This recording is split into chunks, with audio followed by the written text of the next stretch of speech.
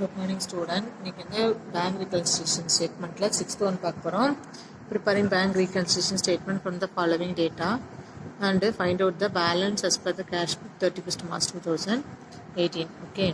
First of all, bank balance as per the bank statement வந்து 15,000 இருக்கு. Bank balance ஒரு statement வச்சு பார்க்க போறோம். Check issued but not yet presented by bank 2,500. Bank charges சொல்லிட்டு not recorded in a bank cash book. Cash புக்கில் 250 வந்து bank charges வந்து இந்த ரெக்கார்ட் ஆகலை. Interest charge by bank not recorded இந்த கேஷ் புக், இதுவுமே ரெக்கார்ட் ஆகலை. ஸோ இது ரெண்டுமே ரெக்கார்ட் ஆகலை, மைண்டில் வச்சுக்கோ. சரிங்களா? Then bank paid insurance premium as per standing instruction but not recorded இந்த கேஷ் புக், இதுவும் கேஷ் புக்கில் பே பண்ணது இது பண்ணல. Cheque deposited but not yet credited, இதுவும் நம்ம கிரெடிட் ஆகலை. ஸோ இதை பற்றி நம்ம ஒரு bank reconciliation statement solution box பார்க்க போகிறோம். ஸோ இதில் வந்து உங்களுக்கு பார்த்தீங்க அப்படின்னா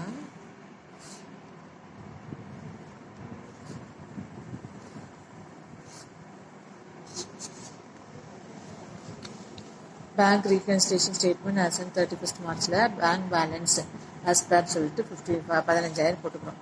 அண்ட் அடுத்தது add bank charges not recorded in the cash book. அப்போ நம்ம கேஷ் புக்லேருந்து ரெக்கார்ட் ஆகலை இல்லையா, now record. Okay. Interest charge by bank வந்து சார்ஜ் பண்ணியிருக்கு இல்லையா, அதுவும் ரெக்கார்ட் ஆகலை, அதையும் போட்டுக்கோ.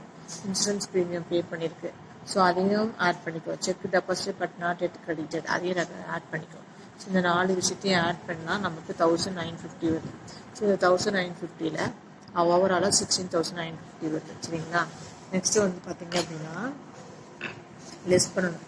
ஸோ எதெல்லாம் லெஸ் பண்ணணும் அப்படின்னு சொல்லி பார்த்தோம்னா, check issued but not yet presented அப்படின்னு சொல்லி 2,500 இருக்கு இல்லையா, அதை வந்து நம்ம என்ன பண்ணணும் அப்படின்னா பேங்க் ஸ்டேட்மெண்ட் வந்து லெஸ் பண்ணுறோம். லெஸ் பண்ணோம்னா நமக்கு வர 14,450 தான் நம்ம பேங்க் ஸ்டேட்மெண்ட்டை வந்து நம்ம கேஷ் புக் ஈக்குவலாக நம்ம இப்போ என்ன பண்ணிட்டோங்க, மாற்றிட்டோம். ஓகேவா? ஸோ இது நம்ம ஒரு பேங்க் ஸ்டேட்மெண்ட்டை கேஷ் ஈக்குவலாக மாற்றுறது. அப்போ பேங்க்கில் கேஷ் எதெல்லாம் ரெக்கார்ட் பண்ணலையோ அதெல்லாம் பேங்க்கில் என்ன பண்ணணும், ஆட் பண்ணி வச்சுக்கணும். சரிங்களா? அதே மாதிரி லெஸ் பண்ணி செக் எதில் இஷ்யூ பண்ணியிருக்கோம் அதெல்லாமே நம்ம லெஸ் பண்ணிக்கணும். சரிங்களா? இது அண்டர்ஸ்டாண்ட் ஃபார் திஸ் கான்செப்ட்மா?